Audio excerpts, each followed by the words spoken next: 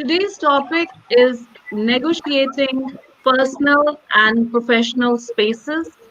How have the women artists managed to balance personal and professional space, especially during the pandemic? And I'm very happy that we have some wonderful artists and curators with us. I have Anjum Katyal, Nisha Tandon from Ireland. Anjum is from India, as we all know. Kirtana Kumar from Bangalore, India, and Paula McFetridge, who's joined us from Ireland too. I would like to begin the webinar by giving a brief introduction about all of them right in the beginning so that we know them right away. Anjum Katyal, who's a dear friend, is an editor, writer, translator, critic, and educator. She was the chief editor of Seagull Books Calcutta from 1987 to 2006 and editor of Seagull Theatre Quarterly, 1994 to 2004, the only national theatre journal of its time. And it really created a lot of meaningful body of documentation. She's the author of several books on theatre and performance and has translated plays and fiction by the likes of Habib Tanvir and Mahashweta Devi. She conceived and edited the online journal Art and the City and served as director APJ Kolkata Literary Festival for more than 8 years. She has helped organize exhibitions of contemporary art and written catalogues for exhibitions by Chitrabhanu Majumdar, K.G. Subramaniam, Somnath Kaur, Manu Parekh, Madhvi Parekh, and others. She is currently curator, New Festival of Arts and Ideas, Shanti Niketan, and course director of writing department at the Creative Arts Academy uh, in Kolkata. A very warm welcome, Anjum, and we look forward to hearing your thoughts and experiences of Thank you, Mama. negotiating so many spaces that a woman has to. Thank you. Over to Paula McFetridge. Uh, she is the artistic director of Kabosh, who I met recently. It's been a lockdown relationship. A Belfast based Irish theatre company committed to challenging the idea of what theatre is, who it is for, and where it is staged. She's a fellow of Salzburg Global Seminar Session 532, Peace Building Through the Arts, and was made Belfast Ambassador in recognition of utilizing the arts to tackle difficult issues. She won the Northern Ireland Tourism Board Hero Award for her work in cultural tourism, and I personally look forward to collaborating with her for our next project, which is a British Council, Northern Ireland, and India Cultural Connections. And she will be working on Shedding of the Skin, and I really look forward to Paula sharing her thoughts about the same too. Welcome, Paula. And we are all here in India, but I know that people are watching us from all over the world, and we are happy to have you at the webinar and hear your story. Over to Kirtana Kumar, whose work I have always admired a lot. She's been a wonderful friend since many years. She's an actor, director, and filmmaker. Kirtana is the founder, organizer of Bhumi Jatre Fireflies Festival of Sacred Music and was the curator of the Jatre in the past. She was the director of ancillary programs at Rang Shankara's Children's Theatre Festival, which is a delight. Her body of works include Anya Support, Gati and Bhagwada Chukam, Bill C. Davis Spine, and Shakuntala. She has facilitated many workshops and projects, including Project Nadia for the Royal National Theatre Youth Project and theatre projects on gender and sexuality for the non governmental sector. One of these workshops was the genesis for the play My Children Who Should Be Running Through Vast Open Spaces, which was made into a documentary. She is also a trustee of Women Artists Group, runs the year-long theatre lab for children, and is the co-owner of Infinite Souls Farm, which I hope to visit very soon, a rural artist residency in Bangalore, and that's the one we want to hear more about. Kirtana, all the spaces that you negotiate emotionally, physically, practically, and beautifully. the vast expanse that you have. Welcome, Kirtana, and we look forward to hearing a lot of wonderful anecdotes that you are dying to share with us. Over to Nisha Tandon, who I have met recently, virtually in a virtual space. She's also from Ireland and is the founder director of Arts Ekta, one of the only organizations in Ireland promoting intercultural arts, culture and heritage and social enterprise. She founded Arts Ekta in 2006 after discovering the critical gap for quality ethnic minority arts engagement in the sector. In 2007, she initiated Northern Ireland's first multicultural, multidisciplinary arts festival, Belfast Mela, now attracting annual audiences of up to 30,000. She is a member of Belfast City Council's Festival Forum Strategy subgroup and is Northern Ireland representative for the Voluntary Arts BAME Advisory UK panel, which is doing some amazing work, as I know. She has been a board member of the Arts Council of Northern Ireland, Cultural Cities Inquiry, and is currently a board member on the Voluntary Arts UK and Community Relations Council. She was the first Asian woman from Northern Ireland to be awarded the UK Asian Women of Achievement Award for contribution to arts, culture, and heritage. Many congratulations, Nisha. And was awarded an OBE for services to the minority ethnic sector in the 2014 Queen's Honours List. Again, a big one to achieve. Warm welcome, Nisha, to India. And from here, everyone else in the world is going to hear your experience of building arts for the community. All of us have been in the pandemic for more than 8 to 9 months and have been negotiating a lot of different kind of spaces, whether emotional. First, it was a shock. Then we started accepting it. We started negotiating with all kinds of spaces. And then became a challenge because it just wouldn't end. We knew it was there for a very long time, which caused economical, emotional, physical, and practical problems, apart from creating art pieces that all of us really wanted to create. Negotiating with a new virtual space, which we would only use to connect with each other, but now we were also creating here virtually. So during these 8 to 9 months, of course, we've heard a lot of sad stories of domestic violence increasing, emotional trauma increasing for all kinds of genders, and relationships, either some beautiful new ones being made or present ones breaking down because a lot of truths and facts were coming out when we were locked together in these four walls. Women have had a tough time because women being the nurturer, the mother earth, I would say it was on her to create that balance that would retain the sanity in the house and outside.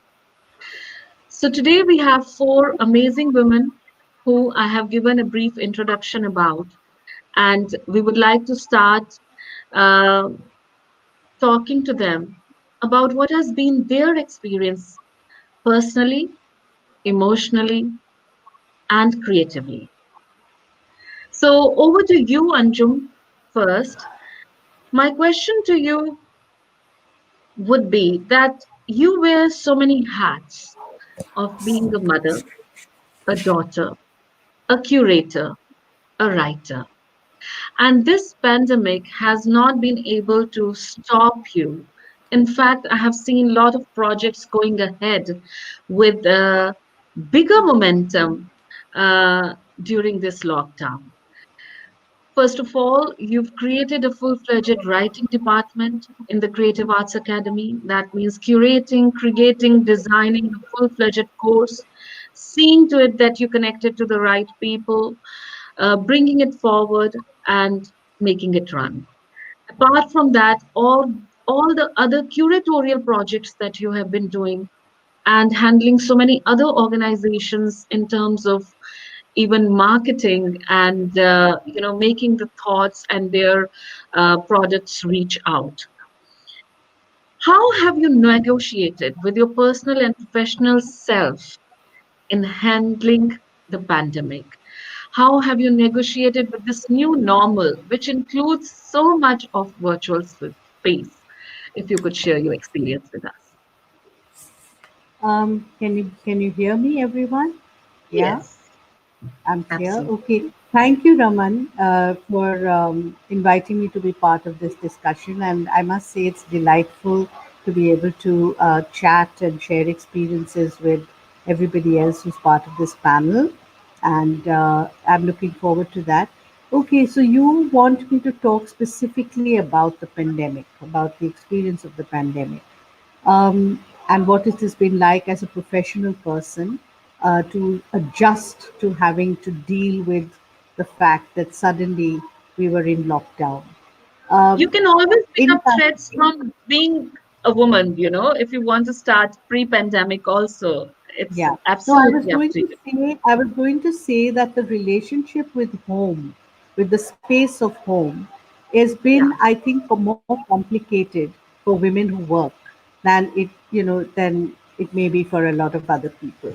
I think for men who work, it's a fairly simple relationship, at least in India, because they yeah, always rely on the fact that the woman is there to make sure that the home is ticking along as it should be and all the basics are in place. yeah, I remember when I was working for some time in a corporate setup, with my only experience of that, which was actually a strange corporate because it was really also an art space, which was HMD Saregama. Almost all my yes, colleagues were male, and when there were meetings, they would all be effortlessly focused on what was happening. And the few women who were there were very often at meetings with half a mind on a child having to be picked up from school or a maid who hadn't shown up to work. I mean, these are just very, very basic things. And I would feel very irritated and annoyed when men were never able to understand why it was not that easy for a woman to just switch off the home and focus just on being in the workspace. I yeah, mean, you can't just pretend that a child is not going to suffer because someone has come to pick her up half an hour late. I mean, these are very real emotional and human problems which women who are professionals and are always and who have to work outside the home for their to earn their bread and butter and to support their families, because they do nowadays contribute equally to the family, as yeah, many of them in many cases. So there was always this very complicated relationship with the home. How much of you belongs here? How much of you is allowed to be elsewhere? I'm not just talking about physically, I'm also talking about psychologically, emotionally, the ability to compartmentalize, the ability to shut off certain things and focus elsewhere. So I've been living with my daughter, my grown up daughter. I don't have, in that sense, a full fledged family like so many Indian women have, which consists of maybe two generations, in laws, and kids, lots of young kids, and maybe even other, in laws, as in brothers in law with their family. So those are different situations. Mine is a much smaller unit. So there is less to manage, and my daughter's also a working person. So there's less to kind of manage, less needs to balance out in the home. So in that sense, my situation is slightly different. But I have to say that with the pandemic, when initially when the whole lockdown happened, I think I, along with many of my friends who I would speak to, went into a kind of state of, there was a kind of sense of suspended animation. Like there was like, mm, it was almost like it was this was a forced interruption to life, and true. everything froze. I remember for the longest time, not just I, but when I talked to others, we weren't able to work, we weren't able to Yeah, focus really, we weren't able to produce anything. There was this constant anxiety that was playing out in stress. And I, as you pointed out, also have my mother who lives very close to me. To also, and I'm the sibling who's in the city, so there was that responsibility as well. And she's, almost 90 years old. So there was a period when it was almost like we were waiting for life to start again. And as a professional, I have to say at that time, I gave myself the leeway not to work. I mean, a lot of my work is also mental. I didn't Hmm. only have to go to Absolutely. an office to produce work, but Hmm. I gave myself the leeway to not think about having to be productive, having to work, because I was too taken up with the dealing with the exigencies of the everyday in these totally new circumstances. Yeah. But I think after about maybe a month or 6 weeks, it became slowly evident that, as you said very correctly, Raman, that nothing was going to change in a hurry. So then Yeah. what do you do? I mean, there has to be there's livelihood. You have to somehow keep some kind of income coming in, even if it's a reduced one, which a lot of us had to adjust to during this period. And Hmm. there's also your psychological state of mind, your mental health. When you've always been used to being a person who's productive and busy with things, it's very difficult to suddenly feel that you there was a sense that you're becoming irrelevant. And I know that Yeah. a lot of people are feeling that, that what Yeah. am I doing, what am I about. And living in a big city like I did, there weren't too many escapes. I've been practically haven't left my house except to go visit my mother. I mean, I could count on my fingers the number of trips I've made anywhere else to do anything else rather than the absolute basics. So there was all that, but there was a sense of adjusting to it, and that's when I started focusing on, all right, so what can I do? Hmm. And some of it was new, like you very quite correctly pointed out, coming up with the creative writing department. So there was a Hmm. sense of new directions. Some of it was returning to older things that I used to do, like translation, Right. which I hadn't Wow. done for a while and I had put aside, and deciding to return to that and take it up again. And so it was a combination of that. Doing some more writing, I found I was doing a little more writing. I had a book to complete, which Hmm. I managed to finish. So I saw that I was beginning to get back into a combination of practically oriented things, which I also needed to do to keep Yes. myself linked up with my professional world outside, and also turning more and more inside to see what I also Yes. wanted to do to feed myself and feel a little more fulfilled. And Hmm. as far as the balancing of the spaces go, I mean, one of the biggest things that went out of the window was the division of time. Yes. When you're out of the house and you're Right. working, that's your professional time. When you're at home, it's all completely mixed up, and it's not easy to sort of make a very rigid structure for yourself. I don't think I Hmm. have that discipline. I don't know how many of us do. But to tell yourself that, okay, within these hours, I'm not going to do chores, the chores will infiltrate. And Hmm. so that was another thing that I found hard to deal with, because I wasn't a person who spent a lot of hours during the. My home used to run. All the basics were done without me needing to be actively involved, you know, and Right. so that was a big adjustment. I'm trying to think what else would be useful. I think this shift in mental and psychological, emotional shift from a True. period of anxiety and suspension into an acceptance, and then a move forward into trying to deal with this new reality, as you were saying, Yeah. is one of the things that for me was important to see Yeah. I that think shift most. happen. Right. I think most of us, it has been from the moment of acceptance and then looking within and picking up the rhythm from there. And as you very rightly pointed out, that we all picked up a lot of things that we may have left. or we may have been wanting to do. So along with increasing our productivity of what was at hand and what needed to be done, it was also looking at few things that we have been really wanting to do and have never found time to do. With this, I would like to move to Paula McFetridge, who's joined us from Ireland. And Paula, I know, has also gone through a lot during this pandemic times, because I've been in conversation with her now and then. Being the artistic director of Kabosh, Paula, and having many other artistic collaborative projects at hand, how have you managed this pandemic situation being an individual, an artist, and an artistic director? How often do you negotiate different spaces and accommodate it into your daily being?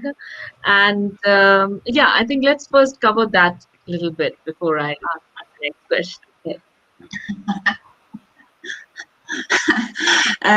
First of all, to say it's a pleasure to be here, and yeah, it's interesting when somebody asks you to talk about your personal and your professional, because I don't think I necessarily have ever had the ability to actually separate the two.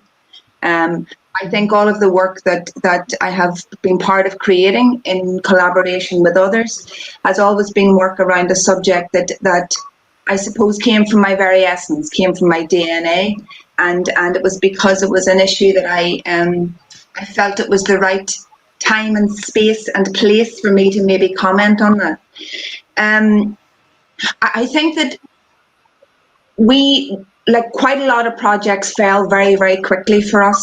And what I really had to force myself to do was not to be reactionary, and to try and think about being true to the work that we wanted to do, the audiences we wanted to bring it to, and the participants that we wanted to involve.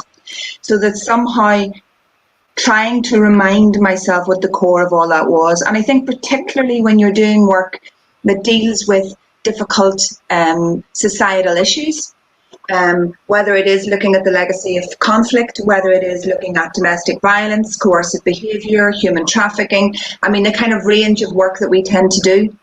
What I started to get apprehensive about was, how could I uphold my practice of care with those that I was going to work with if I went to a position where I put everything online? Right. And that became a huge thing for me to actually try and get my head around.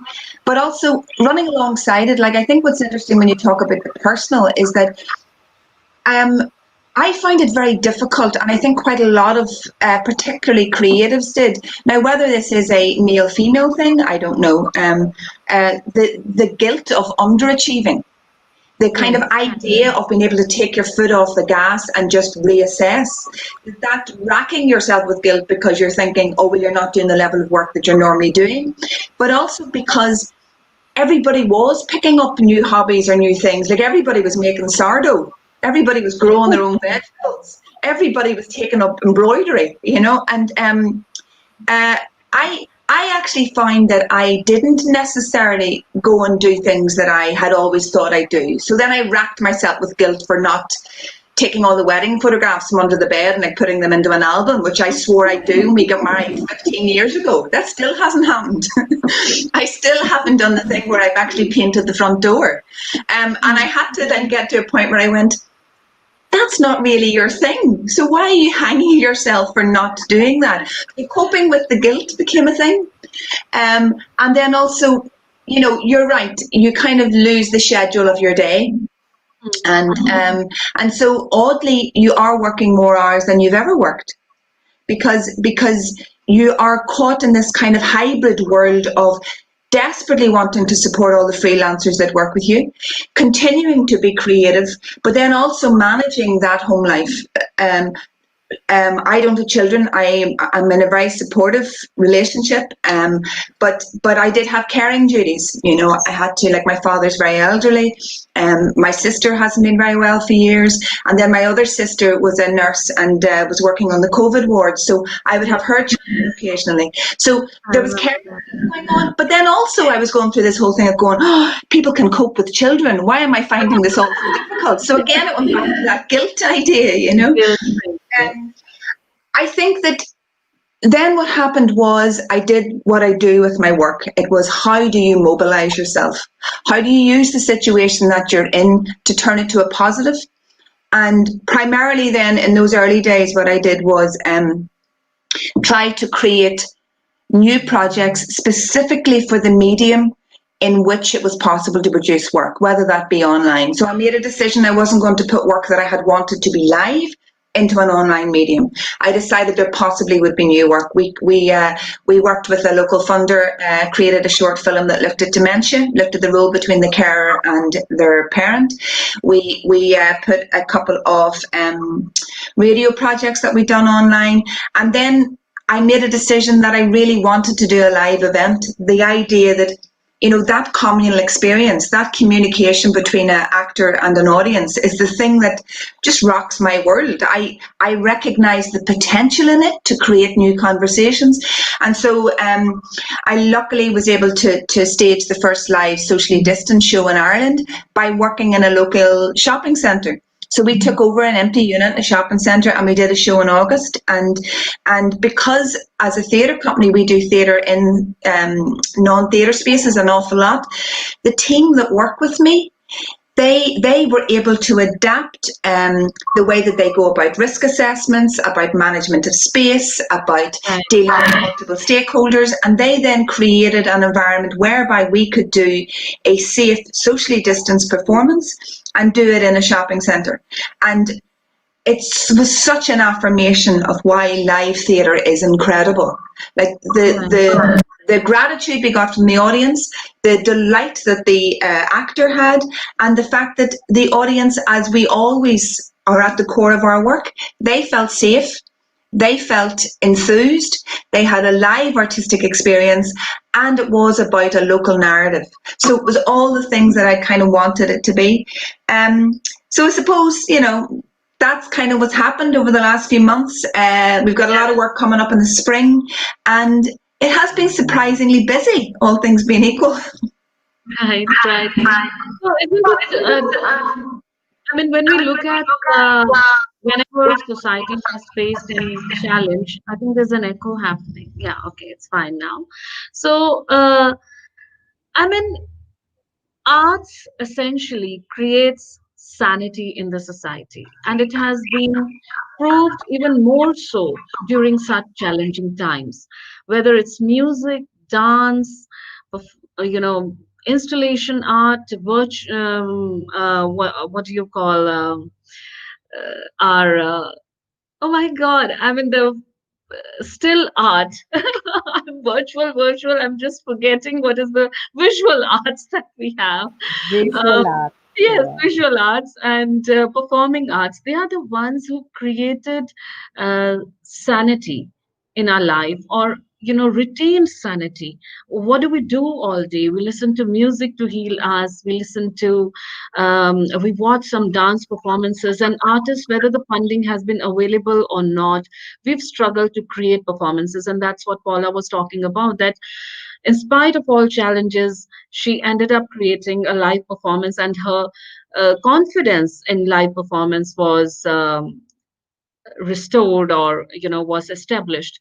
Over to you, Kirtana, who lives a very exciting life, if when I see it from far.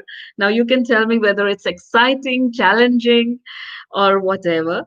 You wear many hats, from being a farm hand to a family person, a director, a trainer, curator. So my question to you is, how convenient or challenging or interesting has the negotiations been when you have been negotiating between these spaces during the pandemic? Because when the pandemic wasn't there, the negotiations were very different. As you've always, also I'll add something to it, that you've always been a vocalist. You've been very vocal about gender issues, and even during the pandemic you've done quite a few interesting projects which were talking about gender issues. You are a female artist, so it comes from that also. How many times did you juggle or balance at any time of this year, that is the pandemic year, with your professional or personal identity in vouching a possibility or opportunity? What I'm trying to ask here, that apart from all the experience that you would share with us, when an opportunity comes our way, we being women, we definitely look at our personal space first.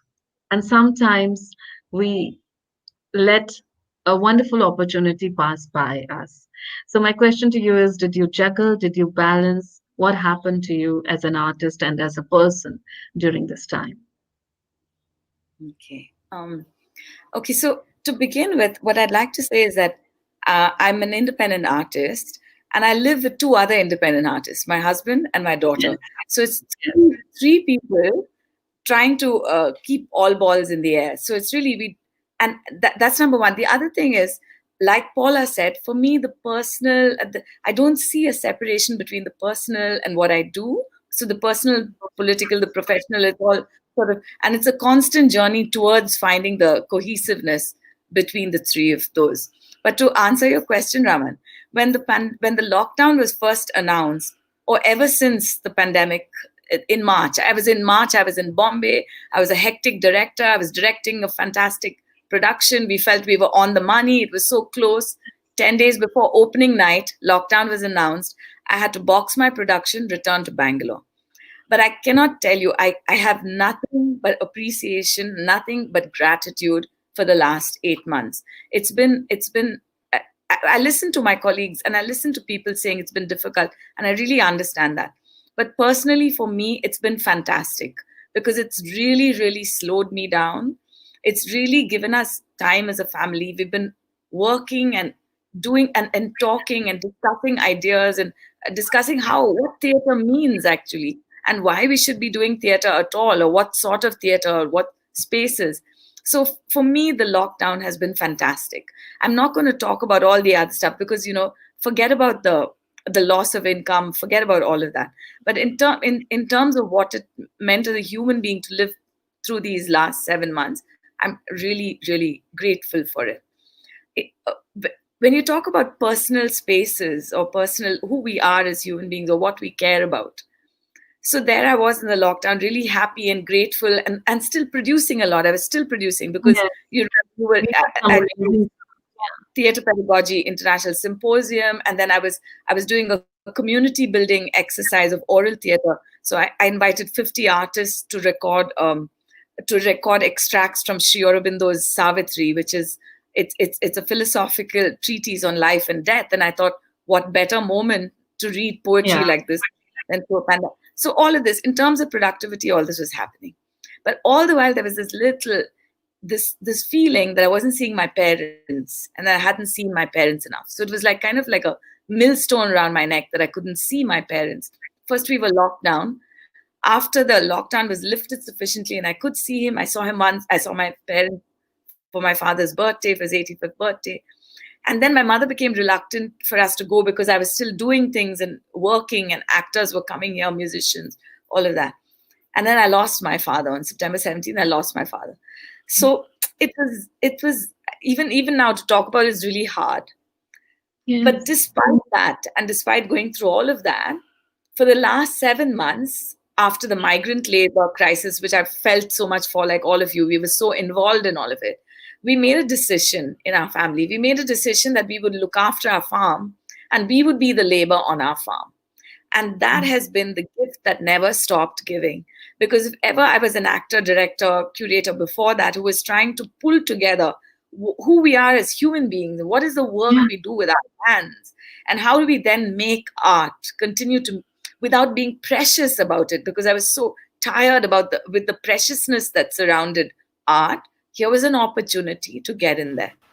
So that has really been an enormous learning experience, and I haven't stopped learning. And where it's led me, in terms of you're talking about how do you balance like the professional side of things, where it's led me is to drawing young people more and more to the farm for hybrid learning. If you want to learn to be an actor, you also learn to work in the fields. You also learn to work with livestock. You also learn to clean toilets and cook food, but you learn all of this. That's a wonderful definition of hybrid. Yeah, but I like that. It's that. So now we do theory online, but you did do embodied learning on the land. You come here and you work. And So that's the journey that I'm on now. And I think that more and more, whatever I create going forward is going to come out of that kind of physicality. So it's really physically, you're physically embodying all of it. And then you can have thoughts about migrant labor, and then you can have thoughts about the farmers. And then you can really put your money where your mouth is when you've experienced this. So that's what I wanted to share with you. And you also, sorry, I didn't answer Completely. your last question, right? Which is you asked me about were there things that I sacrificed or, I feel that the three of us, we're always doing it because we're always giving up Hmm. something in order to keep all balls in the air. And I'm sure that's true of all of you on this panel. So yes, we do, but sometimes the loss is mine. Sometimes the loss is we all have losses. So So wonderful I can't balancing take that's mine. happening within the Yeah, family, yeah, right? yeah. Wonderful. That's great. And I would love to hear the anecdote that you've been wanted to share with us. But let me first have a Sure. small conversation with Nisha too. Let's hear. So, Nisha, Arts Ekta, from being a voluntary initiative that was run from your home, turned into one of Northern Ireland's leading and most recognized arts charity. So, how did you make it possible, Nisha? And has managing indispensable roles of a woman been challenging for you? How have you seen it? And also, how you're managing Arts Ekta virtually this year from home? Over to you, Nisha. Yeah, thank you, Raman and Jairangam team and British Council for asking me to be part of this fantastic platform, and which is very close to my heart. I also come from a theatre background, but I had my own challenges in this country to showcase my own abilities of what I was so good at in my own home country. Uh, but let it be. And that was about 43 years ago. Let's not talk about that. Let's talk about my 15 years journey as an artist and as a woman after peace, conflict, peace, reconciliation, what it meant for many other migrant and minority ethnic women who were Yeah, settling in this country and had nowhere to showcase what they wanted to do. So I thought, right, that is what I want to do. And I started very small in my room upstairs without any notion where it is going to take me. I brought in so many lovely people with me to different schools because I think racism, Belfast was known as the hate capital. And I just wanted to combat that racism and also give the special platform to these women who were coming in this country and leaving their own country, but rich with talent. So we started with schools, going into schools, because I think education and educating children is very, very important. And that's what we did. And we started with only four women from different backgrounds going into different schools, and it went on and on and on. And as what Northern Ireland works, works through word of mouth. So it started to spread. Art sector started to grow and grow. And today I have 9 employees and 50 different artists who we work with. But my baby started to grow. And whatever I wanted to do, I also wanted to do the showcase of all the talents which existed in our small little Belfast and Northern Ireland. So I started in Botanic Gardens, Belfast Mela, which right. was again the first time, 2007. It was only 500 people attended. Last year, we had over 50,000 people going Wow. into Botanic Gardens to celebrate the diversity of this country, which is so rich, so rich. But but it has been very challenging journey for me Yes. being a woman. and a woman from a different race, background, different color. And Northern Ireland has got its own issues of green and orange. Though I fitted in green and orange because I come from India where there is green and orange. And I still didn't get where I wanted to get. So I said, right, part all that. I'm not going to even knock at anybody's door. I'm going to prove myself, and I'm going to bring these so many women, talented women with me. So yes, that was my journey with that side of things. And we got a recognition from Belfast City Council last year, and 4 years funding which we received to develop our Belfast Mela, to reach out to so many people, and do full 1 week long program. And the COVID hit us. And what do we do now? We had all our plans, we had artists booked, we had everything going for us. But unfortunately, this happened. So that constant anxiety of what are we going to do? What are we going to do? And how are we going to reach our audiences?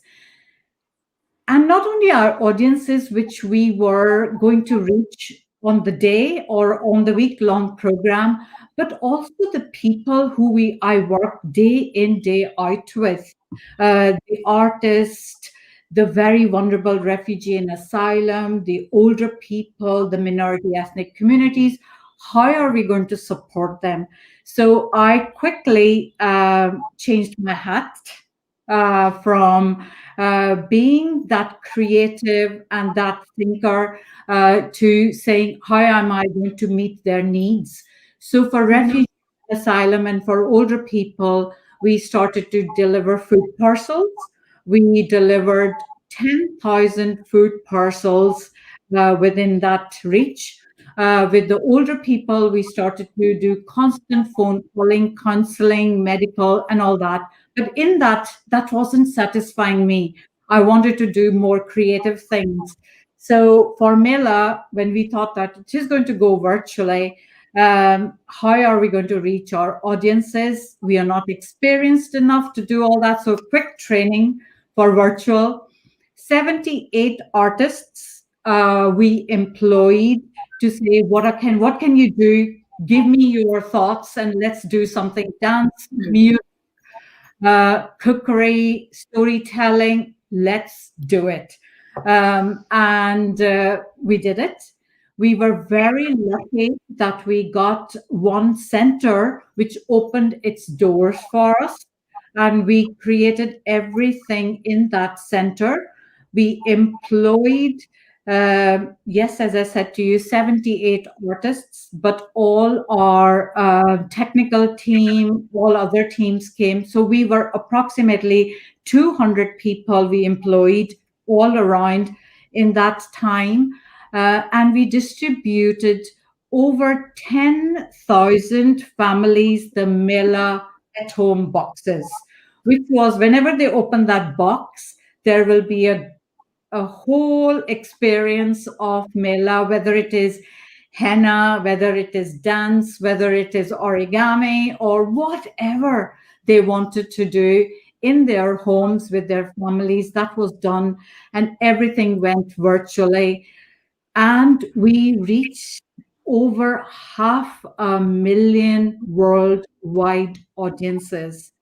And today we are so proud that we made some beautiful connections with India, US, Romania, Poland, Russia, Germany, and all are coming and knocking at our doors now to say, let's do more and more diversity work, because I think racism, hate crime exists everywhere, and we have to keep fighting. And gender, especially the women who are not recognized, we need to recognize those women and give them those platform. So yes, so dance is very close to my heart. theater is very close to my heart, and I bring that to every home and every school of Northern Ireland as much as I can. Yeah. So that has been That's my journey. commendable. Yeah, that's commendable, Nisha, and it's a lot of body of work and wonderful work done even during the pandemic.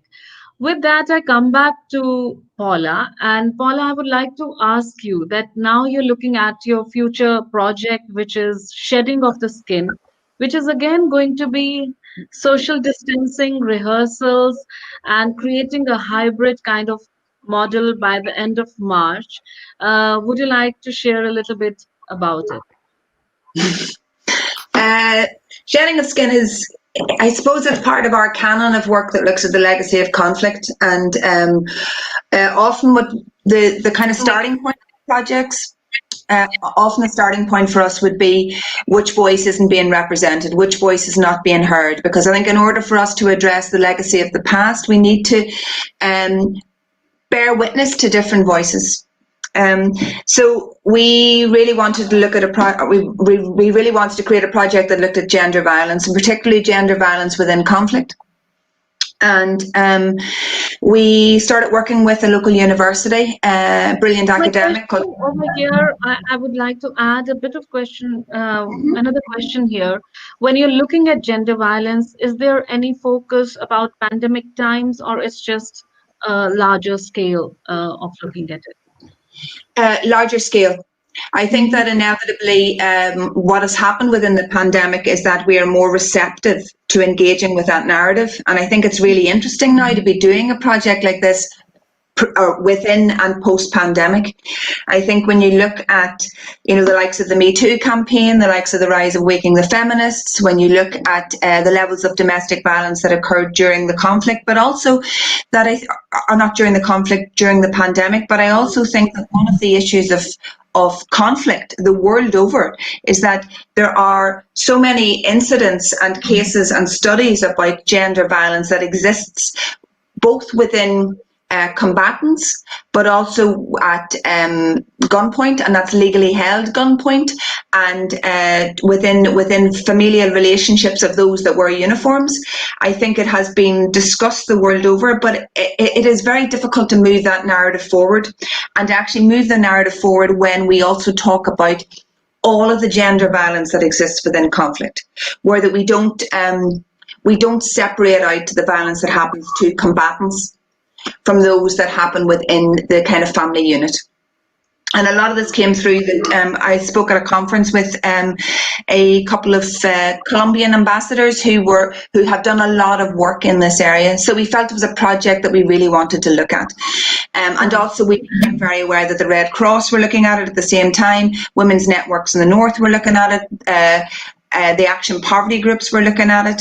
And so often what we try to do is we take oral archive and we take academic study, and then we share that with a playwright who then uses that as the catalyst for a creative interrogation of that subject matter, so that we can humanise both the perpetrators and the victims. And I think that's really important, to be able to have informed conversations. And so that's why the work takes so long. So we've been working on this for about over 2 years. We commissioned a local playwright, Victoria Gafola, who has created a beautiful piece of work which we're currently calling The Shedding of Skin. And she has taken the form of the kind of epic Greek tragedy. So there is a chorus aspect within it as well. And it centres around 4 women who are all Furies, who become the vessels for holding the narratives of women internationally that have suffered violence. Right. But it is also really important with a narrative like this that it is about survival. It is about empowering audiences that we share the work with to become activists. And I'm a great believer in that when it comes to creating work that's about social change. It's about empowering people. It's about ensuring that you aren't making audiences feel guilty. It's about ensuring audiences can leave and go, I now am better informed and consequently feel armed to do something about this. So, yes, we can't do it in the way we were going to do it. We were looking at, as I say, we do theatre and non-theatre spaces. We were going to do it in a range of spaces and move it into communities. So currently what we're looking at is we are creating a hybrid project, where if we can have socially distanced audience, that will happen. But then we also are looking at how we can create a production that can be streamed as live into an adjacent space, so that you can have a socially distanced audience watching a film. But that means we can then do an immediate live post-show discussion, participatory practice. And then it also means that, because what we've discovered with a lot of our work is that it is about being able to share the work internationally, because the narrative when it comes to legacy of conflict or looking at positive social change, international conversations are the same. It is about the victim and the perpetrator, cultural identity. It's about how you bear witness to your past, how you maintain memory. Do you have to forgive and forget? All of those issues that exist happen internationally, and so it's been able to share the methodology. And so one of the great things is the fact that you and I have been introduced, and that we are looking at a connection between the work that you're doing in India and the work that we're hoping to do in Belfast, so that the project will have a longer legacy that will feed into academic study, feed into artistic methodology, and hopefully provoke positive change. So that's the plan. The project will go into rehearsal middle of February, and we will start sharing it end of March, hopefully in a live setting as well as a hybrid setting. Thank you, Paula. I'll come back to you again. And over to you, Anjum, who is also going to be this part of this collaboration that Paula is talking about, looking at beyond borders and researching and looking at the women who have gone through a whole lot of, 8 years of journey, and especially 2 years of working with beyond borders, which are beyond borders of nation, gender, and personal politics, and mind and space.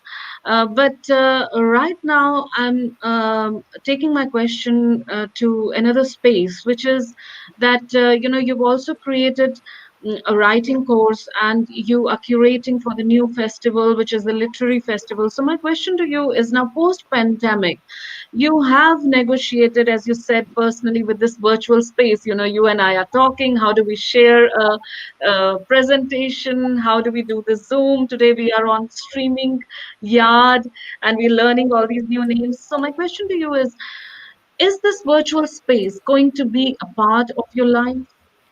Are your courses going to be given virtually and in real space? Is Literary Festival going to have a virtual space too, so that when you are holding the Literary Festival, you have a global audience? Is there already a dialogue about it?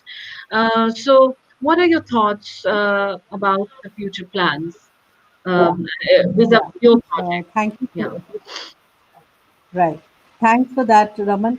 I think that one of the big learnings of this period of forced lockdown has been the ways in which we have adapted to using the technology of the virtual. I think a lot of people, like me, for example, for whom the internet or the virtual space or the screen was a very functional, utilitarian, need based kind of approach. Like I would check out something if I needed to, or, I mean, it wasn't really a very creative space. But I think Hmm. what has happened in the course of these months is that I have seen, and because I work with the arts and in the arts, and I'm, sort of plugged into, and my interest is that I've seen how the creative mind and the creative artists, particularly performing artists who have been faced with this really difficult situation of losing their live audience. You could almost Hmm. say that's the lifeblood of performance, is the face to face interaction, and that's suddenly been just whipped out from under them. And they've been, but yet the creativity somehow cannot stop. I think that is what I've appreciated, that there's been this desperate journey, seeking quest to find a way of making meaningful work within Yeah. the limitations that are in place. I definitely see that the gains of learning how to use this virtual space are not going to go away or be shut out in a hurry. I don't Yeah. see why it should be. I think we've Yeah. all gained a lot. One of the biggest things has been this kind of international interaction. Of Yes. course, it's different from sitting around a round table and talking. But for example, with literary festivals, I can tell you that with the given the restrictions of financing and the logistics of travel, it's not easy to get international writers to attend a festival. I mean, that's one of the biggest challenges. Or even at a national level to get people. I know I've been doing it for 8 years. How difficult it is to get people from different parts of India also to Yeah. all be there for that time or that space and to focus on that particular joint question.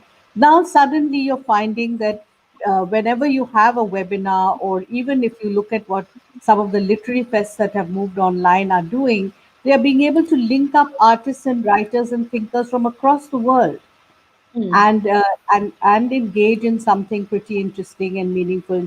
So this, I think, is a gain that we need to hold on to, and we need Right. to evaluate very clearly the benefits of this and Hmm. somehow find a way of moving towards a hybrid situation Yeah. where we don't let go of what we gain from the virtual space, and at the same time we also take what we really need from, I mean, we've always needed the human interaction, the life Yeah. uh, Yeah. interaction of sharing space.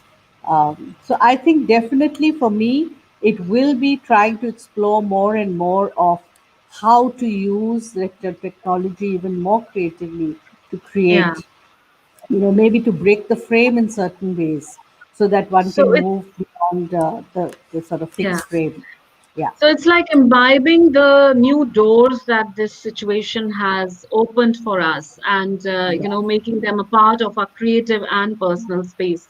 Moving to Nisha now. Nisha, do you see that you will be holding Belfast Mela virtually also?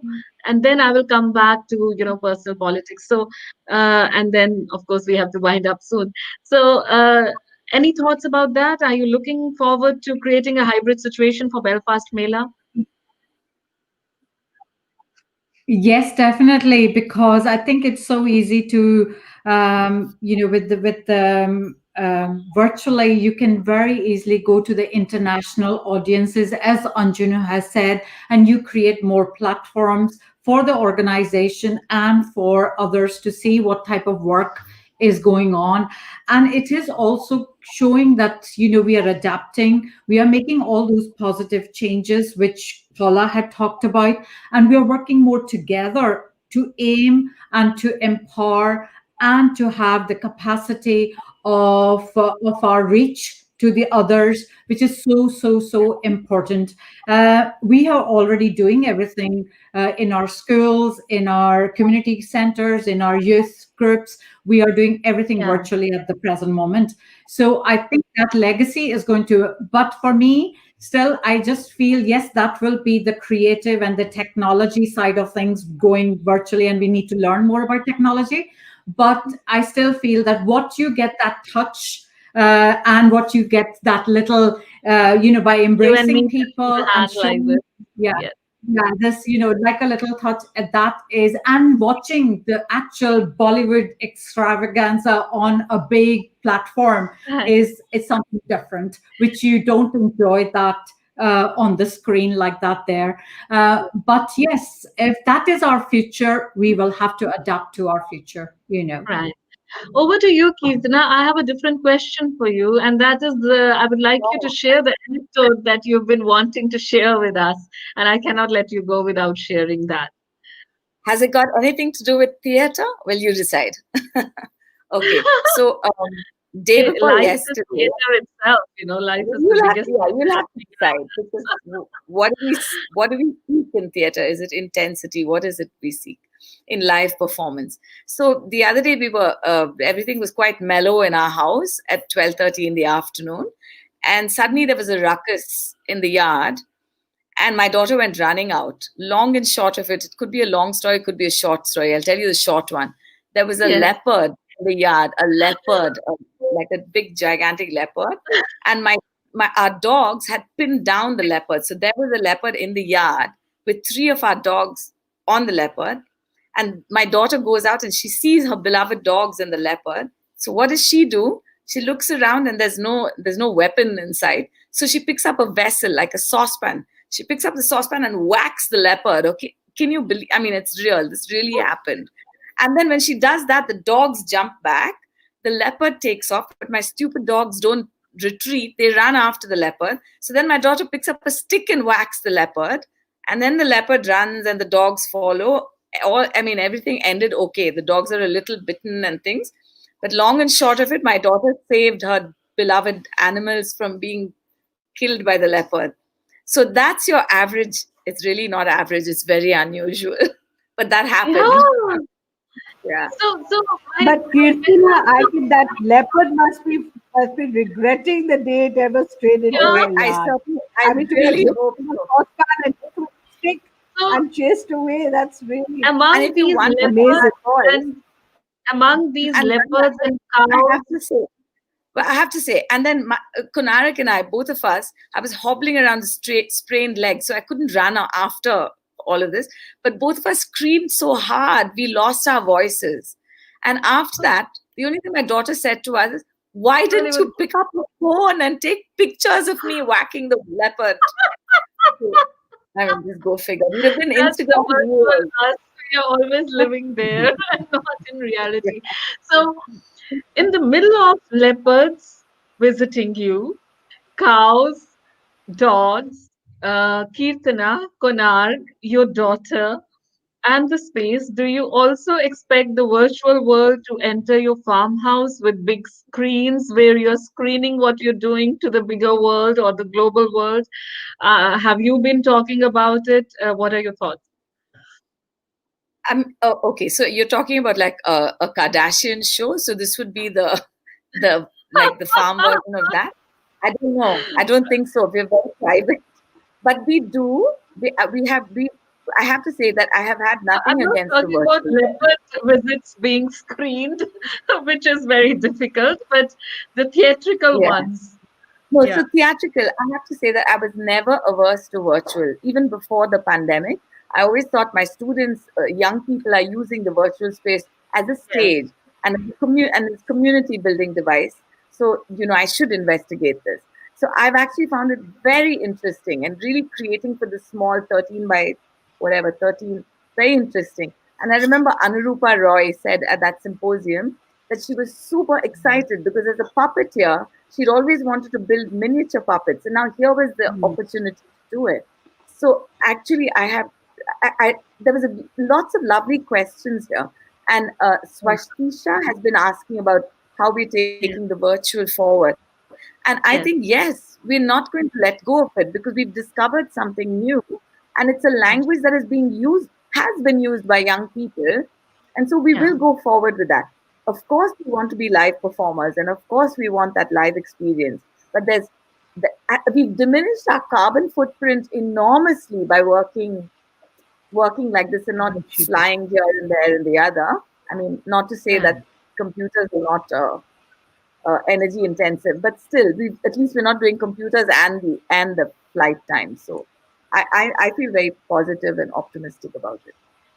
Right. And now just coming together in a quick, winding up kind of situation. So, what do you think?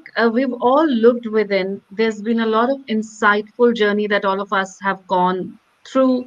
Vis-a-vis work, we've questioned our work, where we are, and what we're looking at in near future. There's been personal questions where we are as a person, as a human being, and how I want to relook or further look at my life. What do you think? What all of you think is the shift in the personal politics that has happened? Of course, we are looking at a hybrid situation vis-a-vis work. We are saying that virtual world is going to be a part of our lives and will, be beautifully interwoven with real and virtual life. That's how our work is going to look at. But what is the, um, you know, what is the shift in the personal politics or the power play in our personal relationships or spaces that we have seen or that we feel will remain with us in the coming future. And Paula could start with it. And we can all come in a gallery because I want now, we don't need to go in a circle. So if we can be a gallery view, Ankit, that would be lovely. Yeah, Paula. Um, what has changed? Uh, I think I actually am amazed at how script development and script readings and those kind of things have worked in Zoom. Like I always felt that, when you talk about the aspect of touch, like I find when you're developing and commissioning and working with an artist who is sharing a particularly personal narrative, I always was very apprehensive that that could be done in an environment that wasn't round a table, that wasn't where you could see the whites of somebody's eyes and you could do that management of care. I'm amazed that management of artist care is still possible within this new virtual setting. So And I think, yeah, my question is a bit related to gender politics also. The yeah, gender politics that has entered our personal spaces. We've all gone through a certain kind of journey during this year. This year has not been a normal year for all of us. And whether we are looking at spaces that we have negotiated professionally, being women, or we have looked at spaces within our four walls. Even though we've been living with women, I live with my two daughters, Anjum with her mother and her daughter.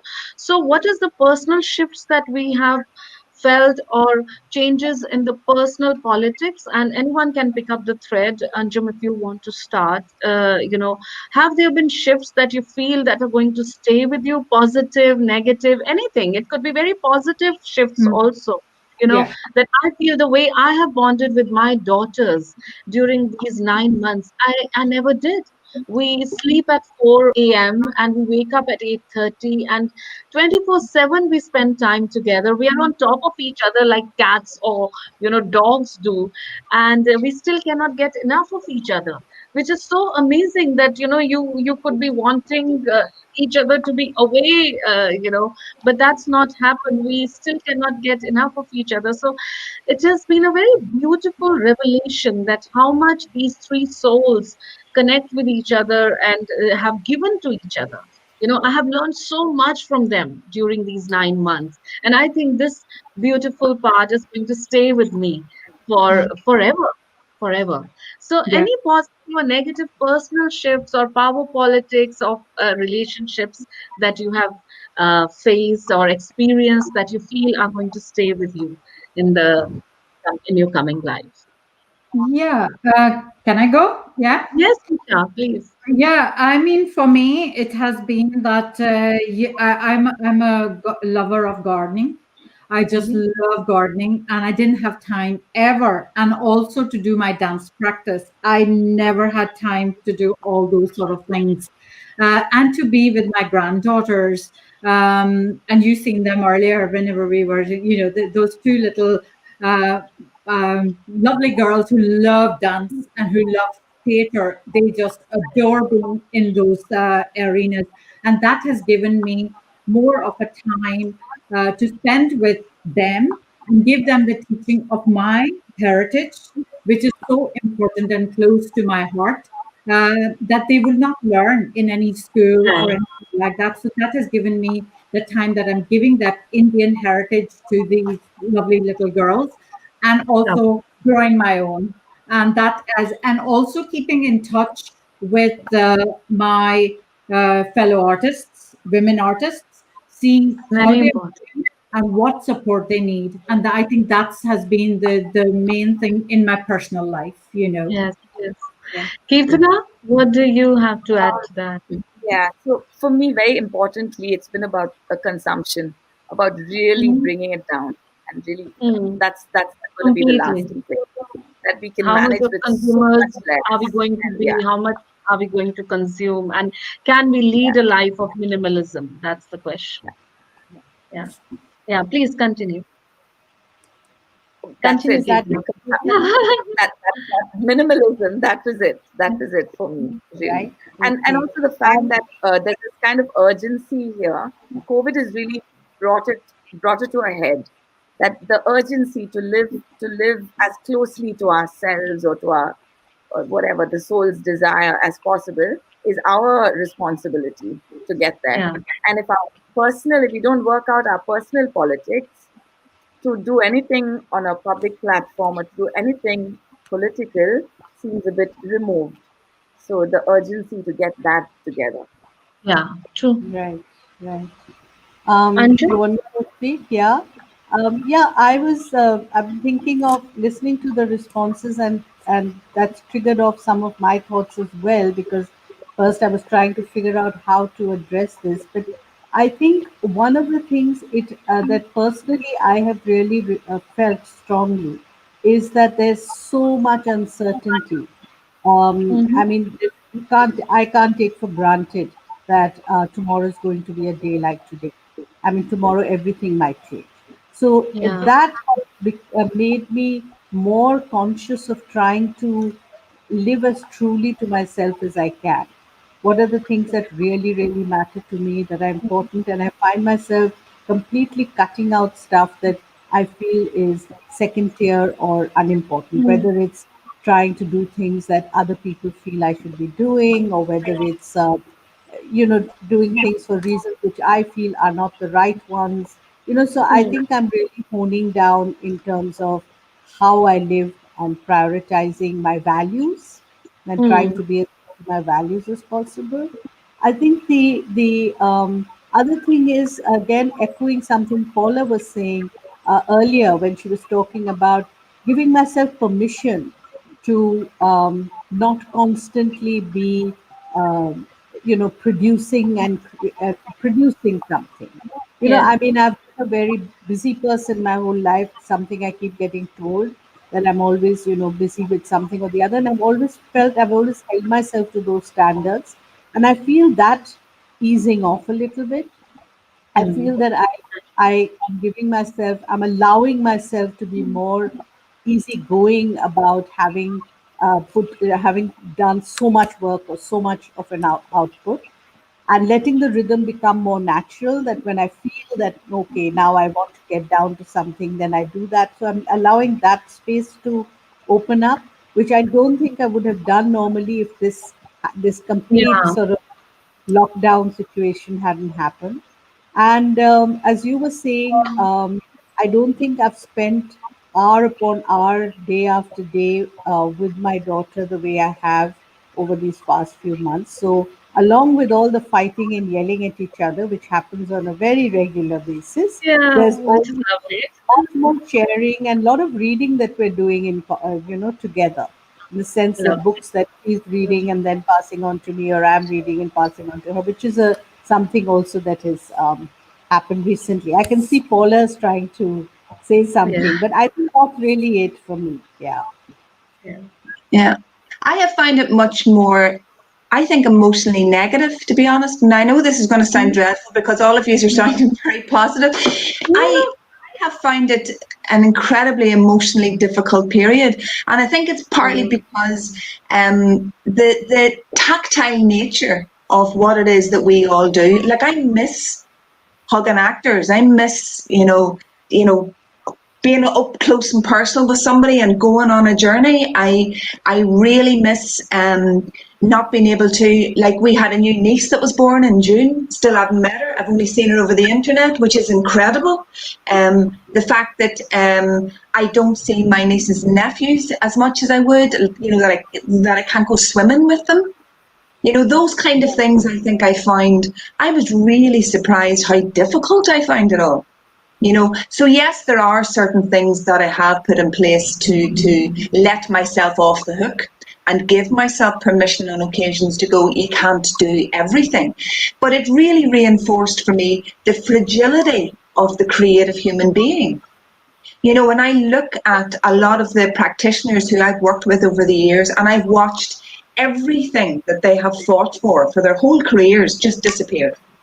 Yeah. And also the kind of age difference about those that hadn't embraced technology before. You know, when I look at practitioners of my age who I really respect and have worked with, and watching them trying to navigate this new world and realizing that their potential as theatre artists is now rapidly disappearing. And also looking at units where it became very apparent to me, husbands and wives who both work in the same career, or partners of any description who actually both are creatives because they were attracted to each other because of that, and their whole DNA and being and reasoning to get up in the morning, all of that very rapidly disappeared. And I think that being so aware of the fragility of the sector and the fragility of my peers and my friends as much as the fragility of myself, because I'm a creative person, I think that kept bombarding me. Like, I was amazed at feeling I suppose disarmed, you know. So yeah, like, I think that there's a lot of that out there as well. And I think that, you know, particularly when you look at the rise in domestic violence and kind of what has happened, you know, to women all over the world, particularly during this time, that I hope one of the positives is that now we are more receptive to those conversations. You know? Yeah. You know, can I just respond to Paula? Yeah. Um, can you hear me? Mhm. Yeah. I can't hear you, Raman.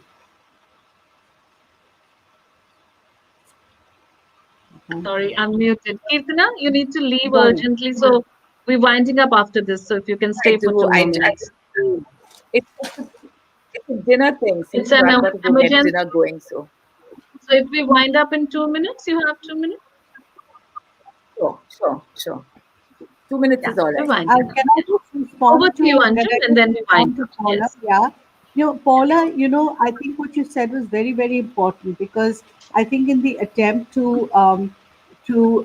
focus on what is positive, I don't think I meant to, or maybe any of us meant to negate the difficulties, because you know it's been, I think, the kind of things you talk about, the inability to be close. I haven't been able to hug my mother for 8 months. Okay, if I go to see her, I'm wearing a mask and I'm keeping a 6 foot distance. You know, and it the point is that, even, I mean, it's just all the things you talk about just make one feel so sad and so kind of hopeless, because those are things you can't change. Those are that is the current reality that we're having to cope with. And when I see exactly what you're saying, that so many people struggling uh, to adapt to these new technologies which are suddenly ruling the roost. Many of us have, so many of my friends are teachers who are Mhm. suddenly removed from the classroom and from their students and having to cope with it. So those things are very real, and I think those are things that they batter us, and they have been battering us for some months. So I think what happens is that within that, you know, when you're sort of trying to cope with all that, how do you then also retrieve some meaning, or also, you know, find a way of not just giving up, and not just sort of, like I said in the beginning, it was like I stopped doing anything. I was just kind of in a waiting, or it was suspended mentally, emotionally. I was waiting for life to start again. And then I realized that this is it. This is it. You know, I mean, I can't just, what do I do? I have to make this the reality that I then function in. So how do I change, and how do I adapt to it? So I really do hear you when you talk about, Yes, absolutely. especially when you talk about the loss of the I mean, even watching a play on the virtual thing, I agree with Kirtana that young people have been using the virtual medium, and it's a very creative space and a lot can be done. But when I think of watching something in a community where you have people around you, whether it's music, whether it's It's dance, whether it's nothing like this. Cannot be it's an replaced. Yeah. experience that you can't really Yeah. replace, And you know, that's and the next web. Yeah. I think Please, that please. communities have been built over the world through this virtual space. But I think also communities have been fragmented because they're not able to meet in the physical Completely, space, completely, and So relationships. it's happening. Anyway, enough. Over to you, Yes. Raman. Any So, other yeah, questions? no, thank you so much. All of you have, revealed your hearts and lives to talk about how we have paused, we've reflected, we've gone through a lot of challenging times with ourselves and the loved ones, and how I also feel that it's going to build a lot of interesting narratives, in the artistic space and even in personal life. So those narratives are something that I really look forward to, because there's a very new kind of sensitive layer or negotiations that one can see that are going to happen. So thank you so much, and thank you audience for watching us and sharing some amazing comments. All of you should look at the Facebook and YouTube of Jairangam platforms. Thank you, Deepak Geraji, Hema Geraji, and the whole Jairangam team for putting this wonderful festival together. On 14th, every day there are some amazing events. I do not remember the schedule, verbally, but it is all over the place on all our Women Indian Chamber of Commerce and Industry Arts Leadership Council page, on the Creative Arts Academy page, Jairangam, all the pages. It's available. And 14th morning, 8:30 a.m. India time, and 2 p.m. Australia time, and 10 p.m. American time. We have Vikram Iyengar, Preeti Vasudevan, and Jeff Khan from Australia, Preeti Vasudevan from New York, Vikram right here from Kolkata, talking about hybrid spaces for performance. And 15th again, we have 11:30 a.m. India time, uh, Sanjoy Roy, Anita Ratnam, Bhaibal Deep Singh, Samara Hesh from Australia, and Kausar Padamsi. So please do join us and share your comments and questions. And please do look at all the questions, all of you, Paula, Nisha, Kirtana, and Anjum. Thank you so much. And Kirtana, this is about negotiating spaces. Go ahead, go for your dinner, feed the hungry ones, and we'll do the same. So, all the best. Thank you so much. Stay safe, stay healthy. Thank you.